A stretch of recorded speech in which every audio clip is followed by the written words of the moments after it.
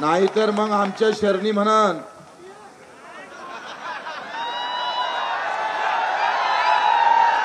अरे आप अगर शेरनी है तो हमारी बहन भी किसान और मजदूर की वाघिनी है, टकरा के फाड़ देंगे तुमको।